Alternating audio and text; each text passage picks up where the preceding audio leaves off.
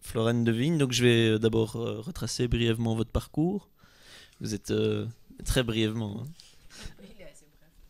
Euh, donc vous êtes un peu une bourlingueuse de la francophonie. Vous êtes française, vous habitez en Suisse, vous êtes venue ici à Bruxelles pour étudier à l'INSAS, devenir comédienne. Vous avez fait des apparitions à la fois sur les planches et au cinéma. Puis petit à petit, vous vous êtes dirigé vers la réalisation. Alors, vous avez fait un film documentaire qui s'appelle La boîte à tartines. Vous avez donné un peu votre regard sur la Belgique à travers cet objet du quotidien qui est la boîte à tartines. Puis vous avez fait d'autres projets comme Diana Mini Market à Paris et ce film aussi, La clé de la chambre à lessive à Lausanne. Film qui a beaucoup tourné en festival. C'est ça? Je n'ai pas raconté de bêtises. Est-ce que vous pouvez nous dire quelle est l'origine de ce projet? Comment vous en êtes venu à aller tourner dans ce couloir d'entrée d'un immeuble de Lausanne? Et vous n'êtes pas la seule à avoir réalisé ce film. Vous avez fait ce film avec Fred Floret. Et comment s'est passée cette collaboration? Et voilà, un petit peu poser le contexte de comment est né ce film. C'est un film qui est né de... donc j'ai fait ce premier film, La boîte à tartines, en Belgique, après avoir vécu assez longtemps ici. Et puis après, j'avais envie de retourner en Suisse où j'avais grandi pour faire un film en gros sur le pays dans lequel j'avais grandi.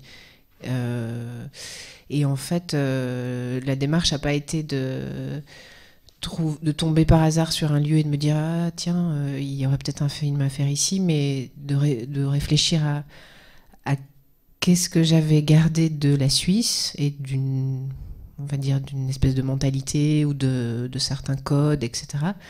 Et comment je pourrais les transcrire au cinéma. Et alors ce que j'avais gardé, c'était un certain sens on va dire de la norme et de la marge, ou de l'ordre et de l'organisation et de son contraire. Et donc j'ai cherché une espèce de chose qui pour moi synthétisait l'idée de cette mentalité suisse, ordrée, organisée, blablabla. Et j'en suis arrivée à cette espèce de pseudo-mythe, parce que c'est pas un vrai mythe au sens, c'est pas comme la cloche à fromage ou le chocolat, qui est la chambre à lessive, enfin la clé de la chambre à lessive, qui est vraiment un objet qui synthétise une espèce de façon de vivre ensemble en respectant l'autre, avec des règles, avec l'heure, avec tout ce truc très suisse.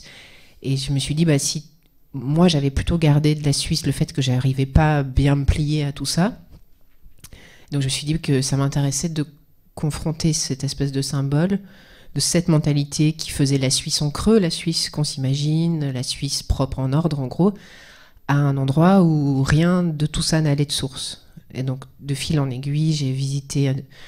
D'abord je me suis dit que ça se passerait plutôt dans des lieux un peu de précarité, donc je suis allée un peu fouiller dans des immeubles un peu sociaux, etc. Puis je voulais vraiment faire un film dans la ville où j'avais grandi. Et de fil en aiguille, après une dizaine de chambres à lessive et le fait que j'avais pas envie de refaire un film à dispositif comme La boîte à tartines, qui était un film de rencontre, de déambulation, je me suis dit que je voulais rester au même endroit. Et voilà, et après un certain temps de travail, j'ai trouvé cet endroit. J'ai écrit un premier projet. Et comme je n'ai pas de papier suisse, là on m'a dit ah c'est bien ce projet, mais on va pas te donner d'argent en Suisse parce que tu n'es pas suisse. Et voilà, et donc de fil en aiguille, l'idée de co-réaliser le film est arrivée sur le tapis. Au début, je voulais pas, et puis finalement, j'ai rencontré Fred Floret, avec qui j'ai eu une espèce de coup de bonne entente. Et on a défini une façon de travailler ensemble qui faisait qu'il co-réalisait le film, il le co-signait, mais en même temps, il m'accompagnait dans quelque chose qui existait avant qu'il arrive. Et ça va, on a survécu. Non, ça s'est plutôt bien passé, mais parce que après, il y a des vraies collaborations, des vrais duos d'auteurs. Nous, on s'est un peu rencontrés pour le film, parce que, à la base, pour des raisons de production, puis finalement, il a apporté sa patte au film, mais il s'est quand même, avec adresse et beaucoup de respect, glissé dans mes... C'était un peu votre caution suisse Un peu, ouais, on peut dire ça comme ça. Mais pourtant, à la fois, c'est un film assez différent de La boîte à tartines. Je vais essayer de résumer en quelques mots La boîte à tartines. Vous vous interrogiez sur cette coutume belge de mettre cette tartine dans une boîte et d'emmener ça.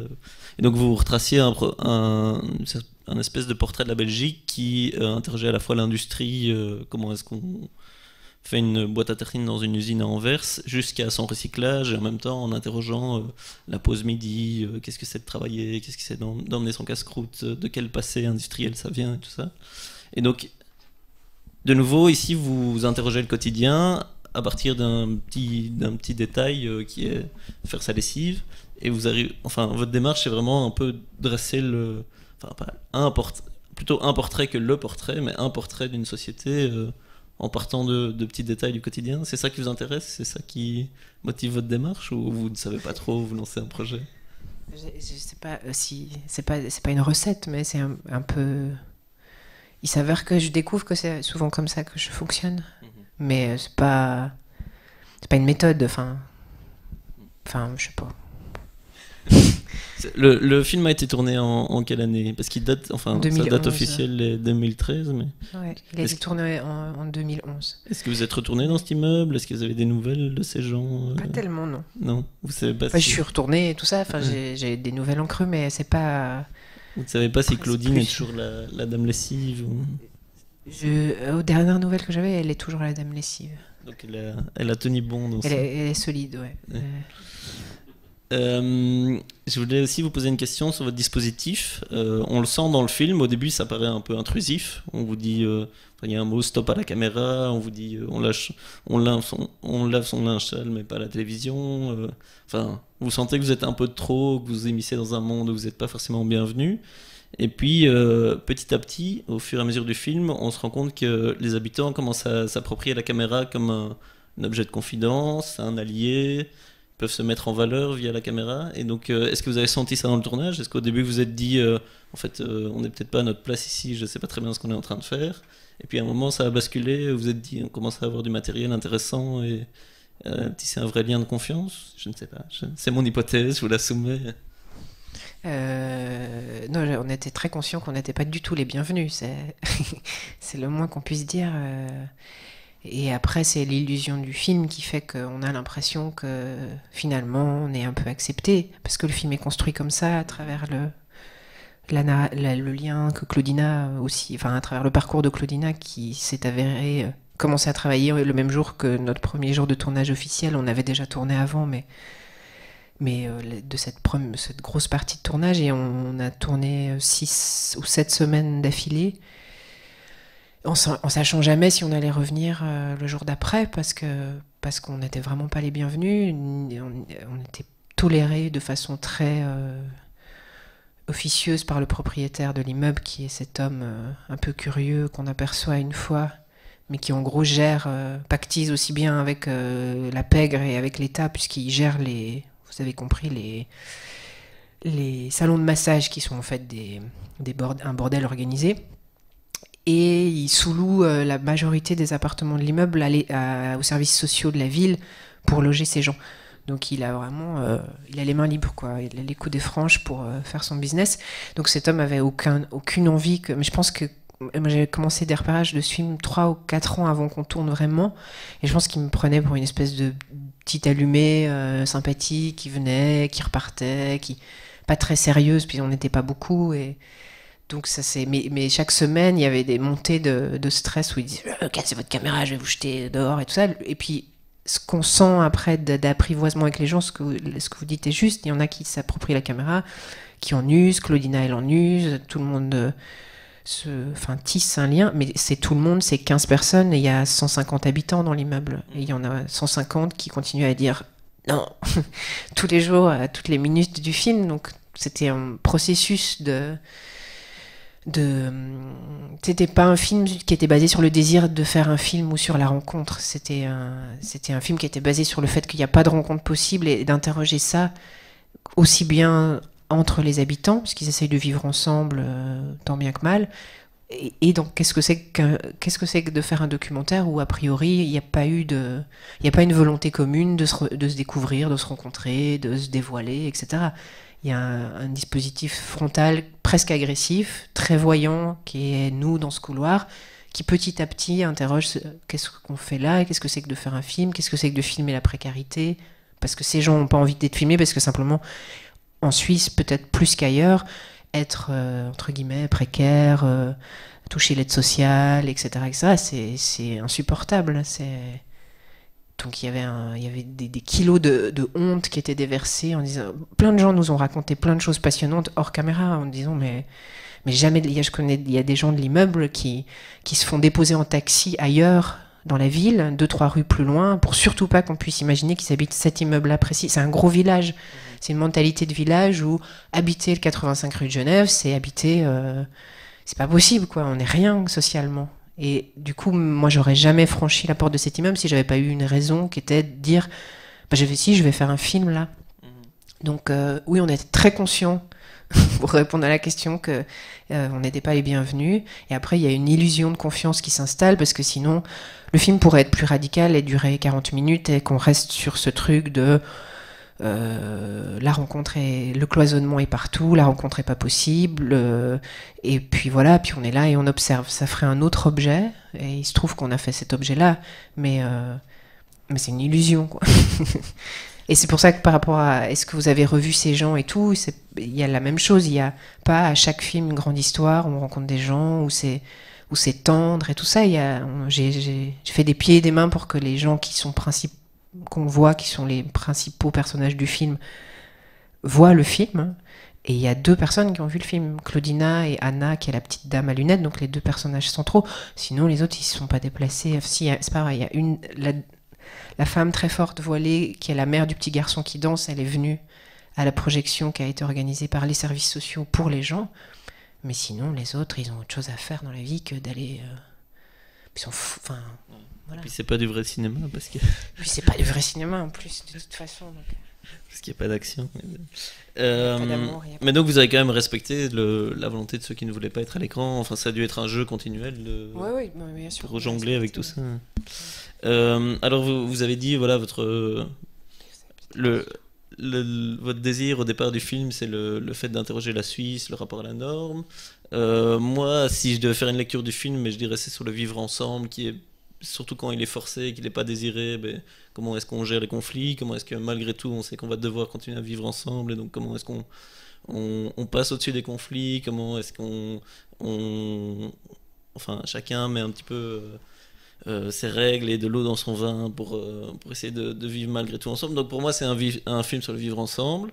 D'autres pourraient parler, je ne sais pas moi, de la précarité ou de l'immigration, ce genre de choses. Vous qui avez fait le tour du monde avec ces films, est-ce que vous avez eu des lectures vraiment différentes du film? Est-ce que vous avez été étonné en disant tiens, il y avait tout ça dans ce film que je n'avais pas forcément vu ou... Mais c'est gênant de dire ça avant que d'avoir partagé quelque chose avec les gens qui viennent de le voir, parce que je vais un peu donner ma lecture et mon mode d'emploi. Donc Non, mais est-ce que vous en avez rencontré beaucoup de différentes? Est-ce qu'on vous a dit est-ce que des gens ont vu quelque chose dans votre film auquel vous attendiez pas ou... Ils me l'ont pas dit alors peut-être, mais non, globalement j'étais assez étonnée, j'étais très étonnée même, parce que ce que j'ai dit par rapport à la norme, c'était, vous me demandiez quel était le point de départ, c'était le point de départ. Après en écrivant, en construisant le film, la visée était un peu, enfin partait de ça, mais était un peu différente, et j'étais étonnée de voir qu'en général les gens avaient reçu ce que j'avais envie que ça raconte, mais en même temps, je trouve ça toujours un peu prétentieux de dire vous avez bien compris que ça parle de ça avant de... Voilà, donc... Je ne vais pas vous forcer cet exercice. Non, mais oui, ça... Oui. Quoi? Quelqu'un qui a dit quelque chose? Ah non. Non. J'ai encore 2-3 petites questions et puis on passera la parole au public. Mais je répondrai volontiers à ça à la suite en échangeant, parce que c'est vrai que j'aurais vraiment l'impression du coup de donner la lecture du film, mais j'ai pas tellement envie. Mais... D'un point de vue esthétique, c'est quand même une gageure de vous filmer dans un couloir, dans une buanderie qui doit faire 1m50 sur 1m20, dans tous des espaces vraiment confinés, étroits. Vous arrivez à faire un film plein de vie, pas du tout claustrophobe. Il y a tout un travail sur le son, sur les machines à lessiver. Enfin, moi, je trouve la scène où Claudina se prépare à affronter Anna. Donc, alors, il y a un moment, on voit que ça bouillonne et on entend le bruit de l'essorage. Vous faites un montage avec des enfants qui se battent en disant qu'elle est prête à... Donc il y a vraiment tout un travail esthétique. Et je voudrais revenir aussi sur une autre scène avec ce jeune qui explique qu'est-ce que c'est réussir et qui croit pas dans la chance et tout ça. Et il attend l'ascenseur et l'ascenseur n'a jamais l'air d'arriver. Donc on a là une métaphore directe de l'ascenseur social qui a l'air de ne jamais arriver. Est-ce que c'est une trouvaille de montage? Est-ce qu'au moment où vous le filmez, vous dites waouh, là on tient quelque chose? Ou c'est en regardant les rushs? Est-ce que... Sur la scène avec le garçon? Oui. En le filmant, on s'est dit waouh, on tient quelque chose, mais plus parce que simplement lui avait tout d'un coup, on l'avait. C'est le même garçon qui est en Yo Man, Ouais. c'est le même, et on l'avait déjà filmé une autre fois avec sa copine dehors, qui n'est pas dans le film, et que tout d'un coup, après X semaines à le voir, à le croiser, il a tombé le masque et c'est lui qui a simplement laissé passer 10 ascenseurs. Là, il y a, je sais pas, il y a 1 heure et demie une heure de rush. Et finalement, il reste 4 minutes parce que c'est monté, ou 3 minutes, je sais pas. Et la magie du truc, c'est que enfin, le dispositif de départ, pour moi, c'était de me dire que dans ce lieu qui est en effet austère et pas forcément cinématographique, dès la première fois, après avoir visité plein de chambres à lessive et tout, je me suis vraiment dit qu'il y avait quelque chose de l'ordre de très théâtral dans cet endroit et que c'était ça que je voulais, qui m'intéressait, qu'il y avait du cinéma à faire parce qu'il y avait ce cadre de fenêtres, enfin de portes, ses entrées, ses sorties, enfin tout un tas d'éléments qui faisaient que je pensais qu'on pouvait exploiter ce truc-là. Et ce moment avec ce jeune homme, bah oui, il use de ces petites choses, de ces petits éléments qui sont cet ascenseur qui fait du bruit, qui est très lent, qu'il appelle plusieurs fois, des surprises comme ce mec qui sort de l'ascenseur, qui est un autre Africain, qui le renvoie à 20 ans, peut-être à ce qui sera dans 20 ans s'il reste là. Enfin,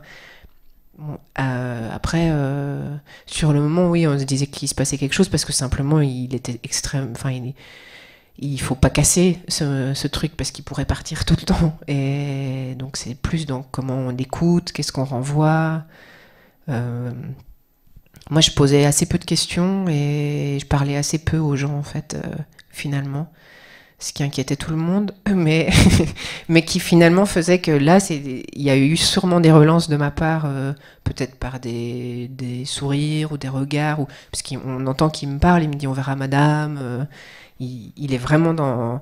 Je profite que vous êtes là ce matin, il cherche, c'est la continuité il cherche ses clés, il a pas ses clés, sa mère le tape depuis le téléphone, comme il dit, enfin tout ça. Donc il y a un truc qui monte chez lui, puis pouf, il lâche son histoire, mais il nous l'avait déjà raconté, mais autrement, moins bien, enfin... Je sais plus pourquoi on peut... Donc oui, dans ces moments-là, on se dit, ah tiens, ce matin, il s'est passé un truc, parce que... Mais qui vient de lui, quoi, qui vient de la qualité de ce que tout d'un coup il a envie de raconter. Et après, c'est du travail de montage. Mais malgré, enfin, vous dites c'est un peu une illusion de cinéma, mais il y a quand même, on a l'impression qu'on rit beaucoup avec les gens, mais on ne rit jamais d'eux. Enfin, on est vraiment. Oui, mais l'illusion de cinéma, c'est simplement parce qu'on a l'impression que ça englobe l'immeuble, alors que c'est 15 personnes ou 10 personnes qui finalement forment un espèce de petit corpus, et ça reste, enfin, ce qui marche, l'illusion, c'est que c'est un film collectif qui représente un collectif qui est filmé de ce point de vue-là, et qu'on n'est pas du tout dans un film portrait où on suivrait Monsieur Truc, Madame Machin, avec tous des histoires de vie incroyables et singulières, mais qui ferait vraiment un autre film. Et ça, par contre, c'était déjà là au départ, et ça s'est vraiment affirmé pendant le tournage, où finalement, plus les jours passaient, les semaines passaient, moins on avait envie d'aller. Moi, j'avais de moins en moins envie même de connaître leur histoire, de savoir qu'ils étaient là parce qu'ils avaient divorcé, trop bu. Il y a 200 personnes et il y a 200... Ce qui est compliqué pour ces gens dans cet immeuble, c'est d'accepter la problématique de l'autre, parce que pour le coup, c'est vraiment, il y a un mini-phénomène de ghettoisation. Il y a des gens qui sont malades mentaux, il y a des gens qui ont trop bu, il y a des gens qui n'ont pas de papier, il y a des familles qui ont perdu leur emploi. Enfin, les problématiques, on n'a pas forcément envie d'être associé à la problématique de l'autre quand elle est si différente. Et leur difficulté à... La tension qu'on sent, elle vient principalement de ça. Et ce qui marche, l'illusion, c'est qu'en effet, on a une sensation d'un film collectif, alors que ce ne sont que, par exemple, toute la communauté kosovarde et albanaise, elle est restée quasiment, à part cette scène où la dame est hors champ et elle dit aux autres, aux gamines, arrêtez de parler de mon pays comme ça, nanana, et tout. Et en dehors de la caméra, ils nous toléraient très bien, on blaguait et tout, mais niet, pas à l'image, quoi. Enfin, et plein, enfin. Donc c'est en ça que c'est une illusion, c'est que ça n'a pas, il y a pas eu. Ouais, voilà. Je sais pas.